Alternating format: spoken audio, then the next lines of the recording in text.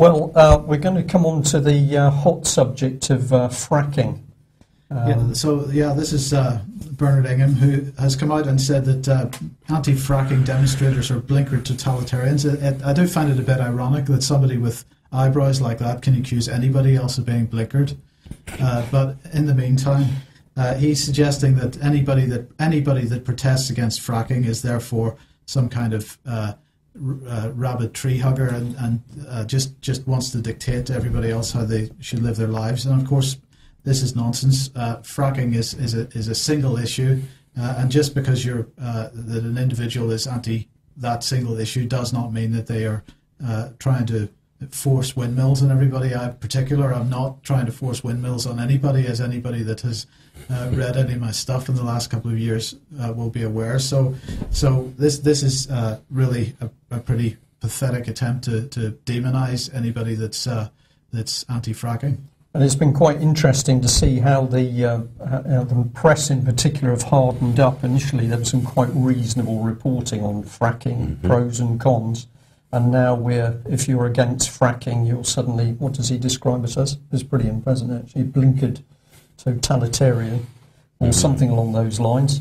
And the Mail's really hammering it here, Battle of Britain. Well, the reason the media is being hardened up, you see an article here from Christopher Booker. This is from a few days ago, and basically he's saying that caving in to the anti-fracking fanatics is a craven surrender to mob rule. And he's got a picture of the police there, and he's insinuating that the police are kind of caving in to demonstrators by being cordial and being nice and being reasonable to them. It sounds to me like they're a bit worried about what took place at the Bilderberg thing, where all of a sudden the local police Hertfordshire police realised that most of the people demonstrating against Bilderberg were perfectly reasonable and well-informed people. Yeah, that would be a horrible outcome, wouldn't it?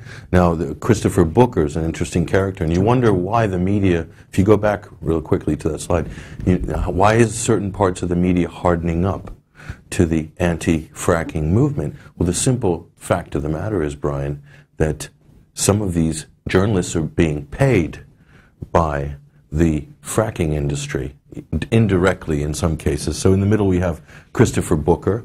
He's a very well-known journalist, and he's also been a big critic and climate skeptic. Okay, now as Mike said earlier, of course, I don't believe in anthropogenic global warming by carbon dioxide, and neither do any of these three gentlemen. However, the difference between me and these three gentlemen is these three gentlemen are receiving money from the fracking industry through third or fourth parties indirectly. They're all, Christopher Monckton is affiliated with the Heartland Institute, and they're a U.S. Chicago-based think tank, and they're also they lobby, and they're a policy advocacy group. And behind them is the American Enterprise Institute. So I think we have some logos of some of these companies. And you have Lord Lawson on the end. Now, he's got the Global Warming Policy Foundation based in London. He's also pro-fracking. So Booker's pro-fracking in the middle, and these two gentlemen are the advocates. Lord Monckton, pro-fracker, Lawson, pro-fracker.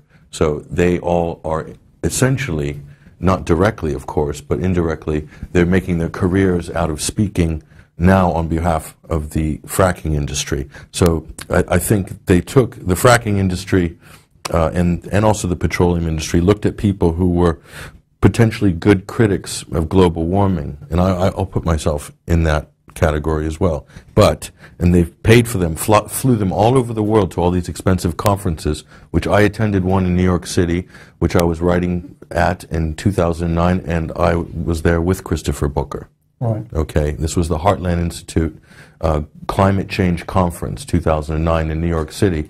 And so, of course, they've identified all these journalists and advocates, they push them along, and now it's payback time.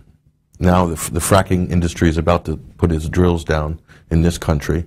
They've already done so in America. Yeah. And the Heartland Institute, the Global Warming Policy Foundation, the American Enterprise Institute are all shilling for the fracking industry. And those are three of the big shills right there. So unfortunately, I agree with them on climate change and global warming, but they have another agenda, which is also income related. Behind them. Okay, so we'll have a look at the next slide here. Tell us what's going on here.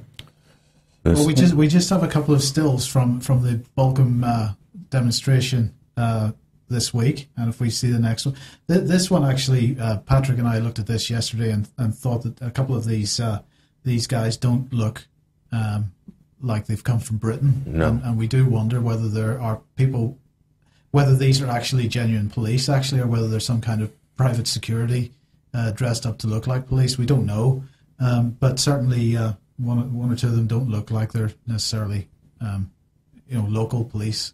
I was speaking to Ian Crane earlier today, and he was saying that actually just similar, possibly a bit even worse than Bilderberg. The police operation at Balcombe is many constabularies. So they've got police from many constabularies all working in the area. So we've got policemen working together that don't actually necessarily know each other. They don't know whether they are even members of which constabulary and so on.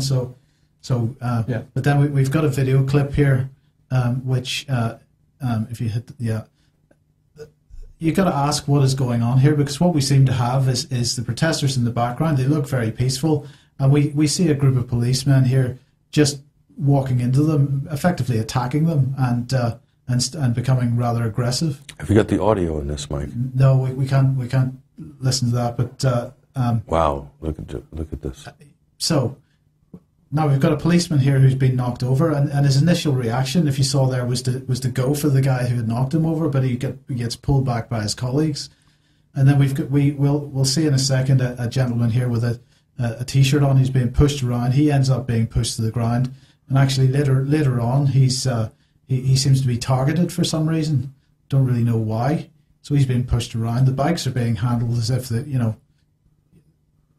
It's pretty incredible what's going on there, and the protesters themselves seem to be just protesting peacefully, and not really sure what they did to justify this group of police moving in on them the way they did.